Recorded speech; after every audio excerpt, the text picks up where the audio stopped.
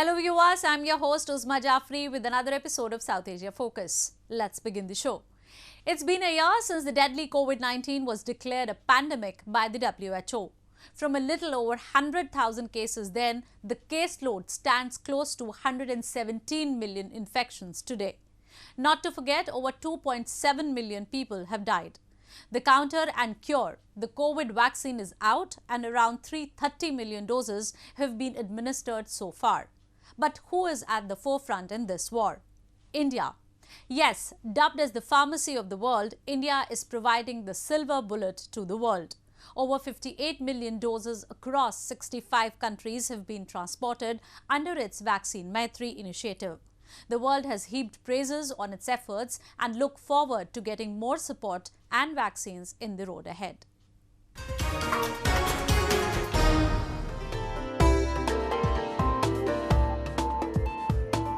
This COVID consignment being unloaded here in Ethiopia has arrived from India.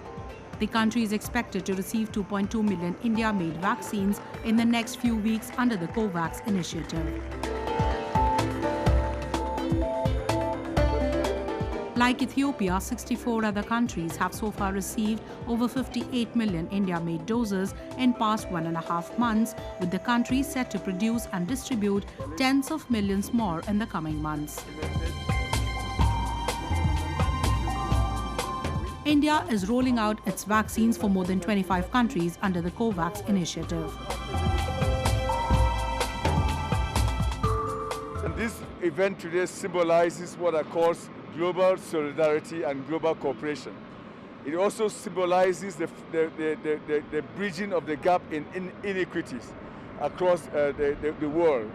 We have always said at the start of this pandemic that we needed global cooperation, global solidarity, global coordination to achieve the target. And the target is simple: to defeat COVID from everywhere in the world, because we recognize that a COVID threat anywhere in the world is a COVID threat everywhere in the world.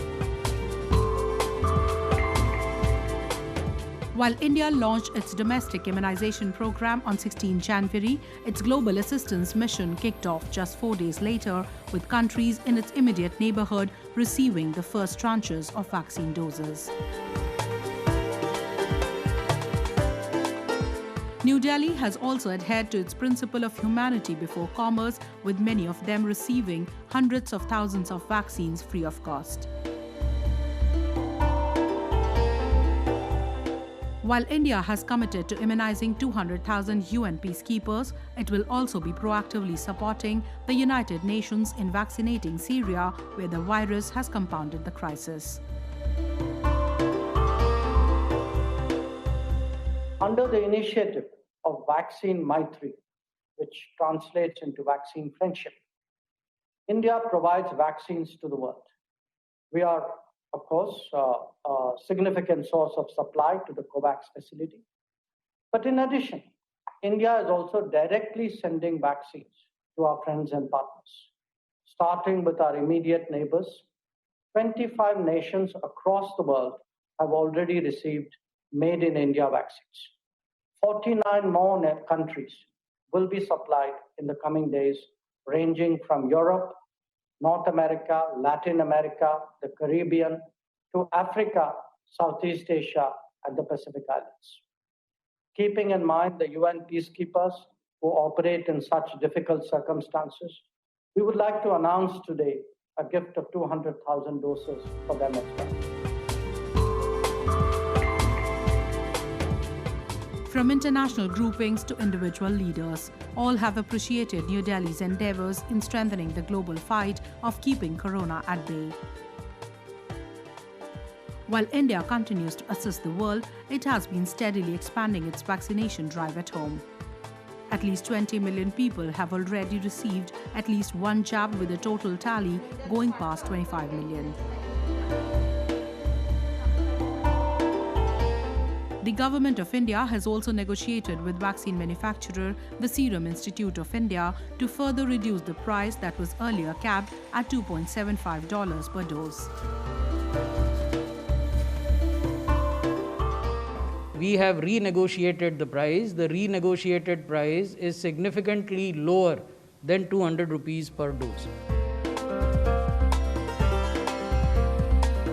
India has reiterated its commitment towards entire humanity and not just the Indians.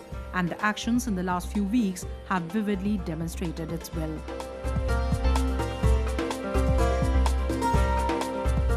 While a few rich countries are planning to hoard billions of doses, India has provided the vaccine to the poorest at a reasonable cost.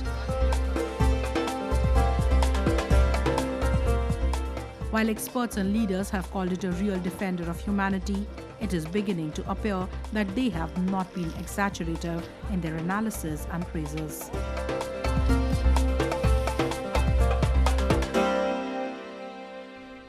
Moving on. Weeks of stalled Afghan peace talks have only added to the uncertainty and complexity. As 1st May 2021, the day which is supposed to mark the complete withdrawal of US forces from the war-torn country nears, the new Washington dispensation has called for an interim administration in Kabul until a new constitution is agreed upon and elections held. The US has also proposed a UN-led multilateral engagement to achieve stability. President Ghani says he is ready to go ahead with all that it takes to secure peace, provided the course chosen is fair and democratic.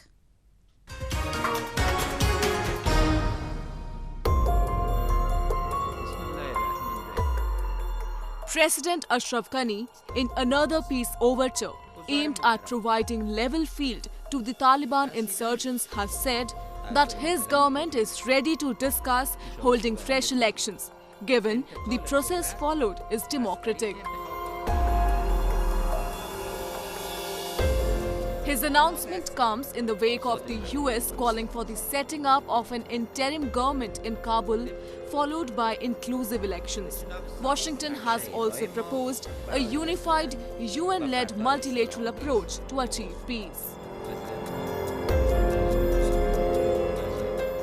ما آماده هستیم که در مورد برگزاری انتخابات آزاد، شفاف و سرتاسری تحت مدیریت جامعه جهانی بحث کنیم. در مورد تاریخ برگزاری انتخابات هم میتوانیم صحبت کنیم و به نتیجه برسیم. The Afghan peace process has largely remained stalled this season after both Kabul and the Taliban remained adamant on positions. While Ghani administration, which has released 4,400 Taliban prisoners in the line of last year's agreement, denied releasing 600 Taliban prisoners, citing them extremely dangerous. The insurgent group too has not shown any intent at scaling down violence. Now Washington, which is still reviewing last year's deal, finds itself in a quandary of uncertainty. However, a letter returned to the head of Afghan government by US Secretary of State this week did not outline any change in plan. The US has proposed an UN-led meeting, including the shareholders from the region, that are Russia, China, Pakistan, Iran, India, and the US, to discuss a unified approach.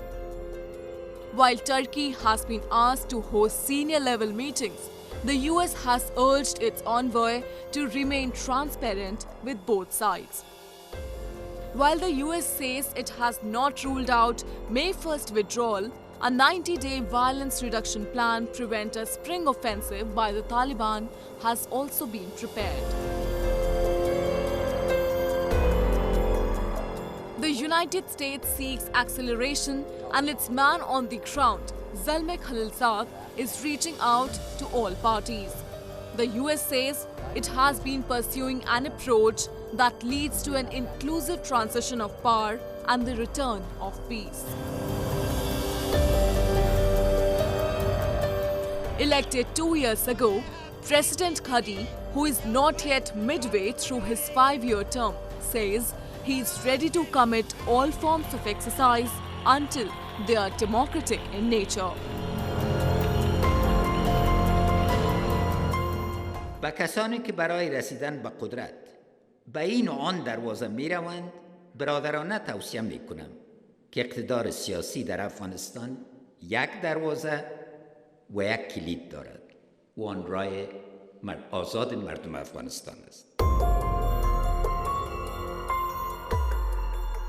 While everything is appear meticulous on paper, the real challenge seems to have unfolded now, with the ball lying in the Taliban's court.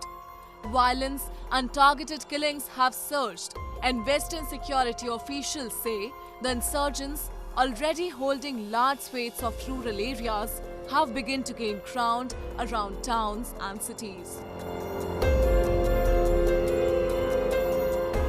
The Taliban have not yet committed to peace. The US might withdraw in under 2 months. Pakistan, which has been accused of covertly supporting violence in Afghanistan, has not amended its stance. China, which is said to have made deep economic footprints in Afghanistan, might trounce on the opportunity. Russia and other powers have not revealed their cards yet. Under such circumstances, one can only wait for things to unwind and hope for a peaceful conclusion of the process that is walking the final segment of a tightrope.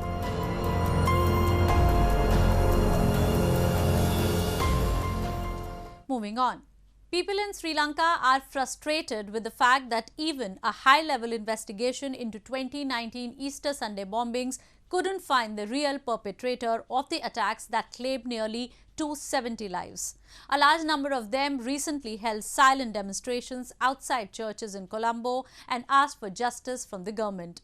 While observing the Black Sunday, people said only the prosecution of masterminds will give justice to their dear ones who died in the attacks.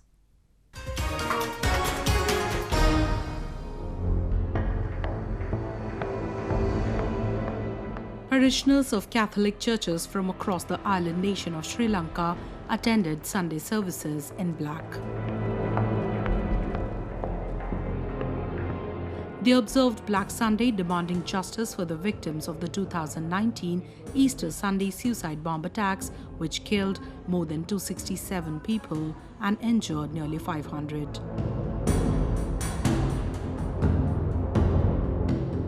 They said the color will signify their anger. Bishops are of the view that government has failed in ensuring justice even after 2 years of mayhem in which 3 churches and 3 hotels were targeted by Islamic extremist suicide killers. They also recited special prayer after Sunday Mass calling for justice on their behalf. Today, the Catholic Church has come together for a silent protest, and we have all started a campaign called the Black Sunday campaign, which will continue till the 21st of April. It's been 2 years since the Easter attack, and there is absolutely no sign of justice being done. So all we are asking today is for justice to be enforced. After admitting to laxity shown by the system, the Sri Lankan administration, led by the then President Maithripala Sirisena, had set up an inquiry commission into the attacks. However, the report that was submitted to the Parliament last month has blamed him only. Other senior members too, it said, should face the charges for not acting to prevent the attack. It is pertinent to mention here that the commission functioned and investigated largely in the tenure of Rajapaksa brothers, who have been accused of witch hunting opposition. The people of Sri Lanka, however, do not have such an agenda, as all they are asking for is justice.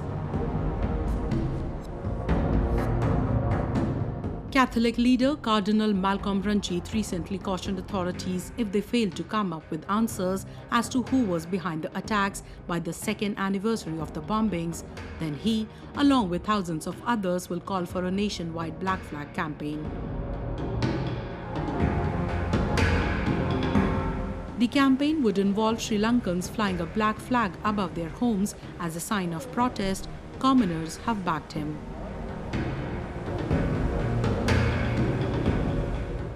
වසර දෙකකුත් ඉක්ුත් වෙලා කිසිම සාධාරණයක් නැහැ. අපේ ඥාති සහෝදරයෝ 200 ගාන අකාලේ මිය ගියා. තවත් සෑහෙන කොටසක් අංග විකල වෙලා උත්පල වෙලා ඉන්නවා. ඒත් කිසිම සාධාරණත්වයක් ඉටු වෙලා නැහැ. The Easter Sunday bombings in the country was one of the single worst terrorist attacks in South Asia. National Tawheed Jamaat, a local Islamist group, had been blamed for the attack. However, observers accused that the case was not followed with the seriousness and dedication it demanded. In January this year, the US Justice Department charged 3 Sri Lankans with supporting terrorism for their alleged participation in the attacks. All 3 are in custody in Sri Lanka but have not been charged locally. People say the simmering anger will burst if the government doesn't find the perpetrators now. The government for now appears clueless as to what is to be done in the case that has already been closed by the investigating agencies. Ever since Pakistan illegally occupied a part of the then princely state of Jammu and Kashmir, it has been committing numerous atrocities on the people of this region. Their lands have been snatched, their natural resources plundered, and adding more to their worries, even their political leaders work in cahoots with Islamabad. With no light at the end of the tunnel, the life of people living in these illegally occupied territories is slowly getting pushed towards complete darkness. Pakistan occupied Kashmir and Gilgit-Baltistan, which remains under the illegal occupation of Pakistan for more than 72 years, are being treated as colonies. The grip of an occupier is getting stronger, with rights activists meeting a brutal state crackdown or ending up in prison. Indiscriminate plunder of natural resources by Islamabad has been highlighted repeatedly, but that hasn't been enough to deter it. Activists say that the region is not even granted a small share of dividends generated from its resources. Water resources are used, but we are completely ignored in any kind of royalty in this Neelam and Jhelum hydro projects. So Azad Kashmir is a colony simply, and all those officials who are installed in Azad Kashmir, they are playing in the hands of GOC Murray, and they are serving Pakistan's sovereign interest. They are not serving the people of Azad Jammu and Kashmir's interest. Pakistan falsely claims to have granted autonomy to the region. Locals call it an absolute joke. Even the Prime Minister and the President of the occupied POK have no say in the policy making for Kashmir. In fact, they are there to execute orders of Islamabad-installed Lent officers. The so-called Independent Legislative Assembly is not allowed to prepare even one document on its own. It must have the approval and blessings of Islamabad. All the powers, constitutionally, all the powers is in the hand of 4 powerful Lent officers. The Prime Minister and President have no constitutionally any rights to serve the people. And that constitution, that act is imposed by the government of Pakistan, and the so-called Legislative Assembly has no right to amend or to delete or to add anything which is benefits for the Kashmiri people. In Pakistan-occupied Kashmir, anyone who wants to serve as a public servant is asked to sign a pledge of loyalty to Pakistan. Even the establishment has used draconian legislation to frame or suppress the voice of anybody who has dissented or has gone against the late protocols. And with no legal recourse available to these hapless people, an assertive international intervention is the only way they can be saved from an imminent doom. Moving on. Each festival in India pertains to different occasions. While some welcome the seasons of the year, others promote sports in the country.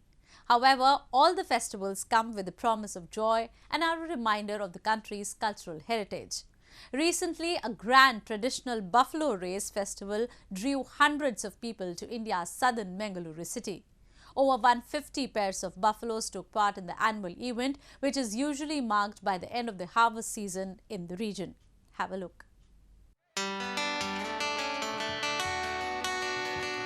The southern state of Karnataka is famous for several sporting festivals which include animal racing. One such festival is Kambala Buffalo Race, which was recently organized in India's Mangaluru city with enthusiasm and fervour. The festival involves the traditional buffalo race, a popular and unique sport among the farming community of the Indian state. It is believed that the festival is dedicated to Lord Kadri Manjunatha, an incarnation of Lord Shiva, and it is celebrated to please the god for a good harvest.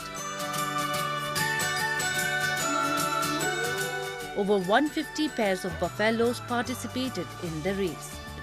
The race usually marks the end of the harvest season in the region. It is popular among rural masses and generally takes place in wet rice fields. For young participants, the race becomes a show of strength and valor.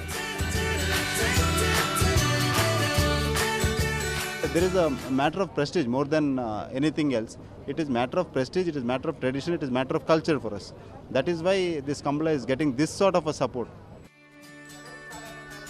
For the race, the chosen buffaloes undergo rigorous training and are fed on a special diet.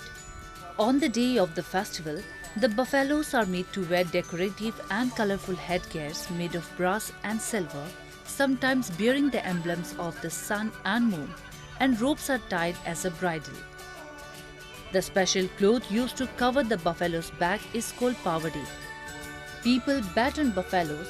One can witness more than 20,000 spectators in well-organized Kambala egging on and cheering the buffaloes to complete the race.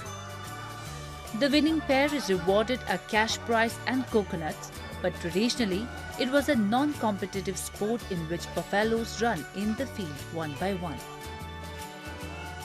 In Mangalore city, for the last 4 years, we, a team of youngsters, have been organizing this. Our primary intention has been that a lot of people from different parts of the state, different parts of the country, today come to Mangalore. We should exhibit our tradition, culture and sport to them. That is the reason we have organized this Kambala for the last 4 years, and it has been successful in all ways.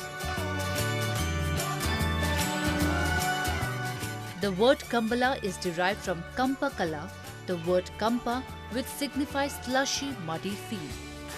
Every year, farmers from across the country participate in the race festival. Last year, Srinivasa Gowda, a farmer, had a record-breaking win that made him an overnight sensation.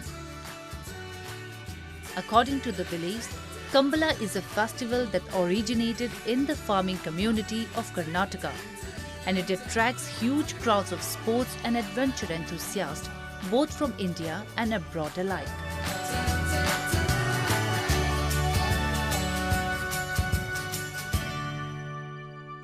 Kambala has been drawing a large number of people from 300 years. With that, we come to the end of this week's episode. See you next week. Goodbye and take care.